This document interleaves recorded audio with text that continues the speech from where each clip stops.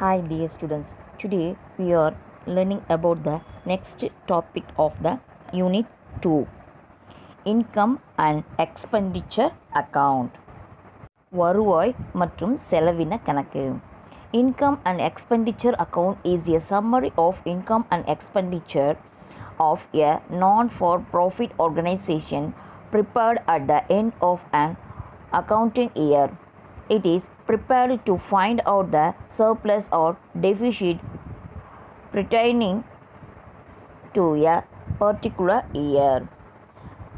வருவாய் மற்றும் செலவின கணக்கு அப்படின்றது என்ன அப்படின்னு பார்த்தோம்னா, அதாவது இன்கம் அண்ட் எக்ஸ்பெண்டிச்சர் கணக்குனா என்ன அப்படின்னா, அதில் என்னவா இருக்கும், லாபம் நோக்க இல்லாமல் இருக்கக்கூடிய அமைப்புகளை அந்த கணக்காண்டில் இறுதியில், அந்த இயரோடைய இறுதி, அதாவது அக்கௌண்டிங் இயரில் இறுதியில் அது தயாரிக்கக்கூடிய ஒரு இன்கம் அண்டு எக்ஸ்பெண்டிச்சருடைய அக்கௌண்ட்டாக இருக்கக்கூடியது, வருவாய் மற்றும் செலவினது தொகுப்பாக இருக்கக்கூடியது. ஒரு குறிப்பிட்ட ஆண்டுக்குரிய எக்ஸஸ் அல்லது டெஃபிஷிட், உபரி அல்லது பற்றாக்குறையை கண்டுபிடிக்கிறதுக்கான நம்ம தயாரிக்கக்கூடியது என்ன அப்படின்னு பார்த்தீங்கன்னா இன்கம் அண்ட் எக்ஸ்பெண்டிச்சர் கணக்கு, அதாவது வருவாய் மற்றும் செலவின கணக்கு. Then it is a nominal account is in nature in which item of revenue receipts and revenue expenditure relating to the current year alone are recorded. It is prepared following the accrual basis of accounting. இது ஒரு பெயரளவு கணக்காகும். இது என்ன கணக்கு? It is a nature of nominal account. in நேச்சரில் nominal account பெயரளவு கணக்கு. இதில் என்ன அப்படின்னு பார்த்தீங்கன்னா, இப்போ கரண்ட்டில் இருக்கக்கூடிய வருஷத்துக்கு ஆண்டுக்குரிய வருவாய் செலவுகள், வருவாயின வரவுகள் மற்றும் வருவாயின செலவுகள், அதாவது ரெவென்யூ ரெசிப்ட், ரெவென்யூ எக்ஸ்பெண்டிச்சர், அதை எதை பேஸ் பண்ணி இருக்குது அப்படின்னு பார்த்தா அது மட்டுமே பதிவு செய்யப்படுது. ஸோ இதனுடைய நிகழ்வு அடிப்படையிலான கணக்கியலை பின்பற்றி தயாரிக்கப்படுகிறது. அதனுடைய based prepare the following accrual basis and accounting. It is just like preparing a profit and loss account. So இதை எப்படி தயார் பண்ணுற மாதிரியே இருக்கும், ப்ராஃபிட் அண்ட் லாஸ் அக்கௌண்ட்டு தயாரிக்கிறது போலவே இருக்கும். In this account income are shown on the credit side. இன்கம்லாம் எந்த பக்கம் வரும் அப்படின்னு பார்த்தீங்கன்னா கிரெடிட் சைடில் வரும், அதாவது நம்மளுடைய ரைட் சைடு.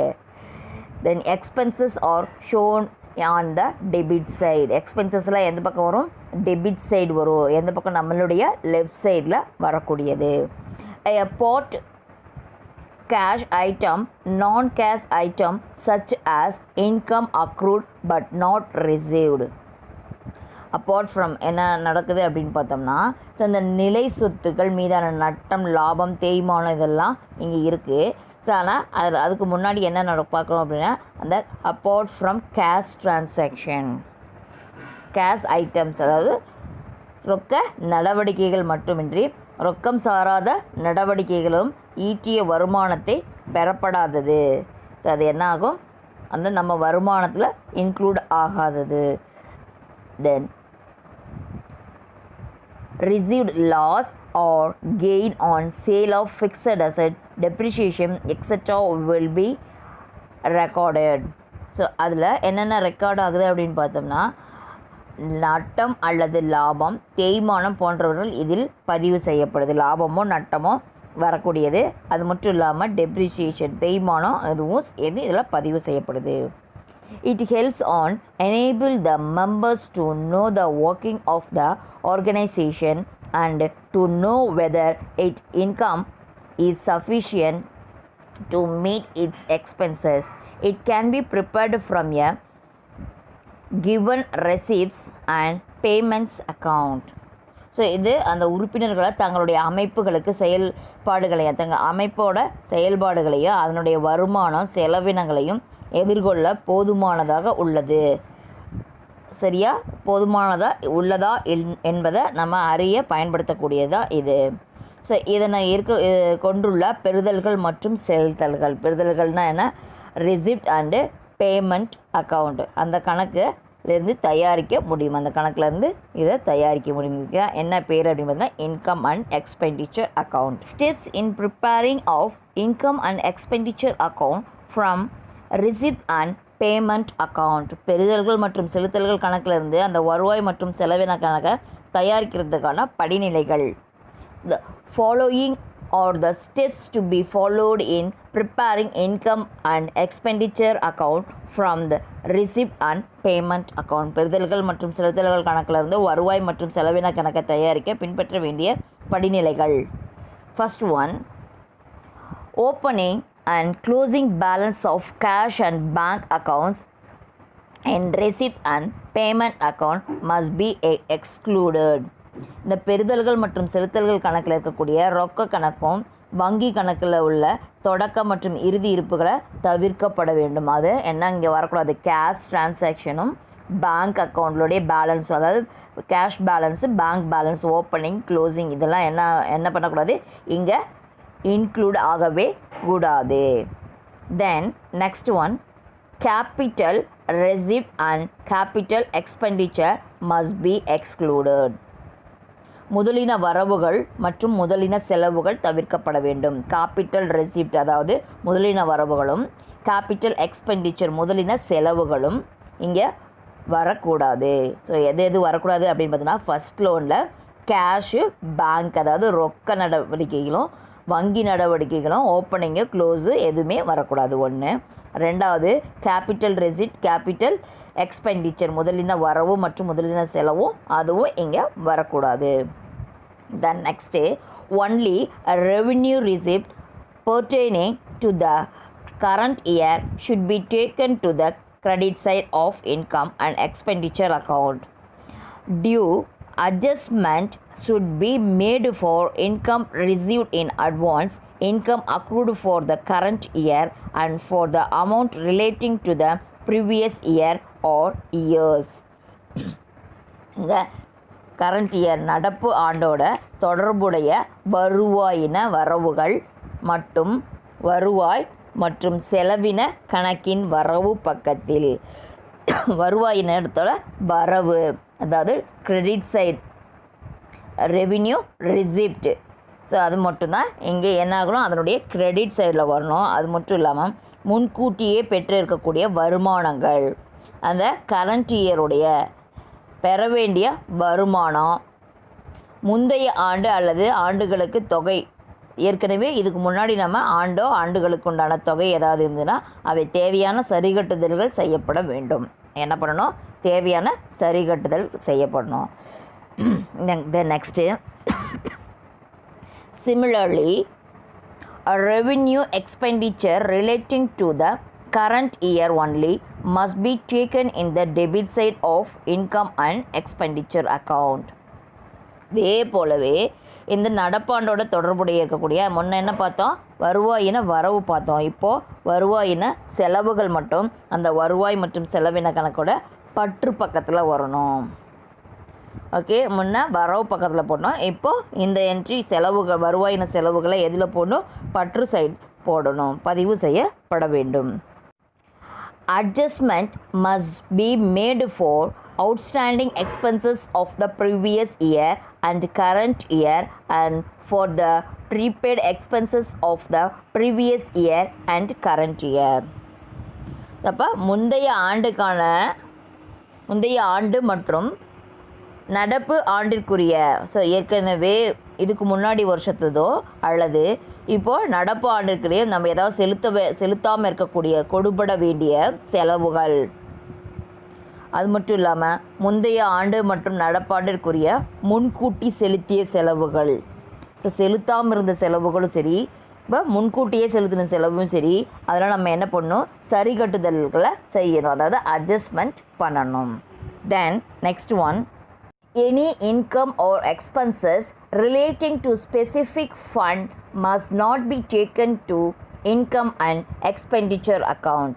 ஒரு குறிப்பிட்ட நிதிக்காக அந்த வரவுகளோ மற்றும் செலவுகள் அந்த வருவாய் மற்றும் செலவின கணக்கோட பதிவு செய்யக்கூடாது. ஸோ என்ன பண்ணக்கூடாது, அந்த income R expenses relating to specific fund ஒரு குறிப்பிட்ட அமௌண்ட்டு அது என்ன பண்ணக்கூடாது, டேக்கன் இன்கம் அண்ட் எக்ஸ்பெண்டிச்சர் அக்கௌண்ட்டுக்கு கொண்டு வரக்கூடாது. குறிப்பிட்ட நிதிக்கான செலவு மற்றும் வரவு கணக்கை அந்த வருவாய் செலவின கணக்கில் இன்கம் எக்ஸ்பெண்டிச்சர் அக்கௌண்ட்டுக்கு அதை பதிவு செய்யக்கூடாது.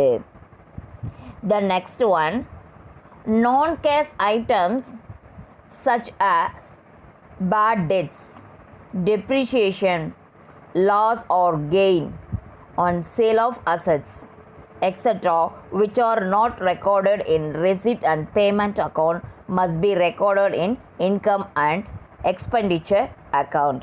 இங்கே நான் கேஷ் ஐட்டமாக இருக்கக்கூடியது என்னென்ன அப்படின்னு பார்த்தோம்னா பேட் டெட்ஸ் வாராக்கடன், டெப்ரிசியேஷன் தேய்மானம், லாஸ் ஆர் கெயின் லாபம் அல்லது நட்டம், எதுக்கு சேல் ஆஃப் அசட் ஒரு சொத்தை விற்கிறதுனால ஏற்படக்கூடிய லாபமோ நட்டமோ, இதெல்லாம் எங்கே வரக்கூடாது? Not recorded in receipt and payment account. Receipt and payment அக்கௌண்ட்டில் வரக்கூடாது.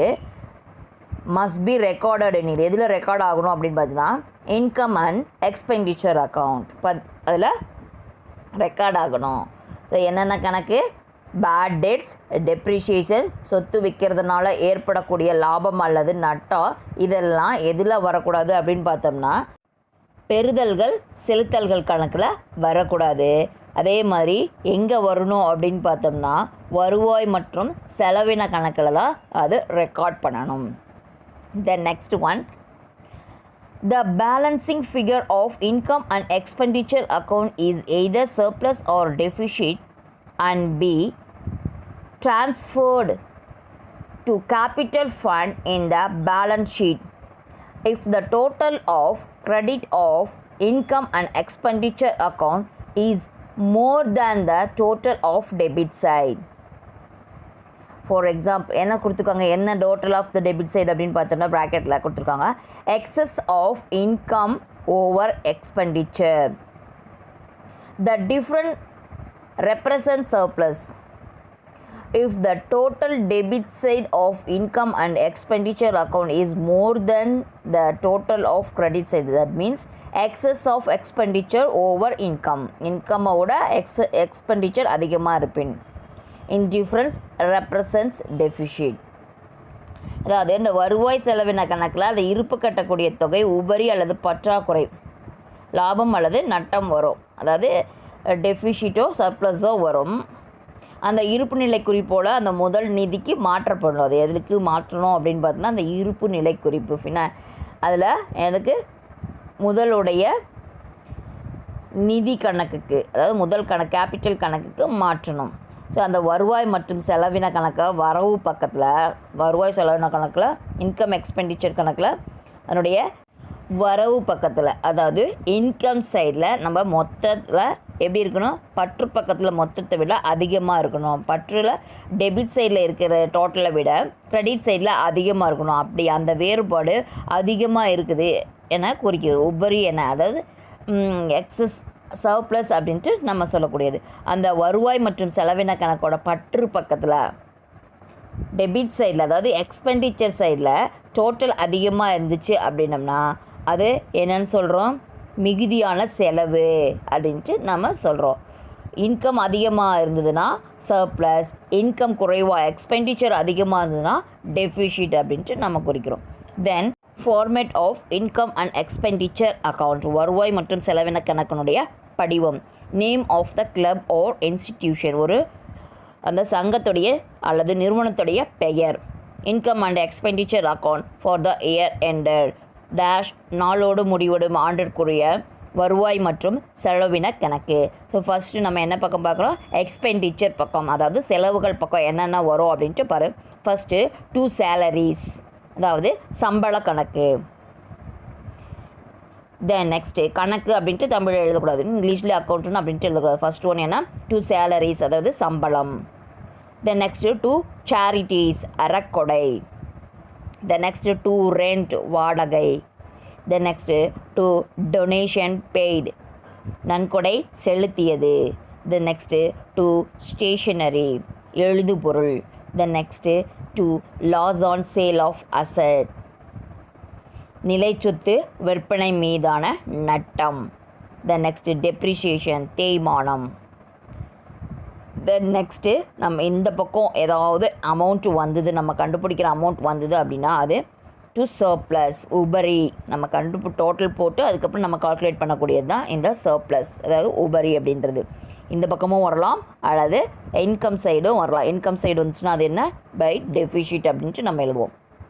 தென் இன்கம் பக்கம் ஃபஸ்ட்டு ஒன் பை சப்ஸ்கிரிப்ஷன் சந்தா, பை டொனேஷன் ரிசீவ்டு நன்கொடை பெற்றது, then by admission fee received சேர்க்கை கட்டணம் பெற்றது, தென் பை கிராண்ட் ரிசீவ்டு மானியம் பெற்றது, then next then rent received வாடகை பெற்றது, தென் பை இன்ட்ரெஸ்ட் ரிசீவ்டு வட்டி பெற்றது, then by profit on sale of asset நிலைச்சொத்து மீதான லாபம். தென் நம்ம டோட்டல் போடும்போது வரக்கூடிய பேலன்ஸு இந்த பக்கம் குறைவாக இருந்து இந்த பக்கம் நம்ம கண்டுபிடிச்சோம்னா அது என்ன அப்படின்னு பார்த்தீங்கன்னா பை டெஃபிஷிட் அதாவது பற்றாக்குறை. தென் டோட்டல் போட்டுக்கணும். Balancing figure maybe either surplus or deficit எது வேணாலும் வரலாம். சர்ப்ளஸ் அல்லது டெஃபிஷிட் ரெண்டில் ஏதோ ஒன்று தான் வரும். நெக்ஸ்ட் கிளாஸில் illustration 6 பார்ப்போம். Okay, we will meet in next class.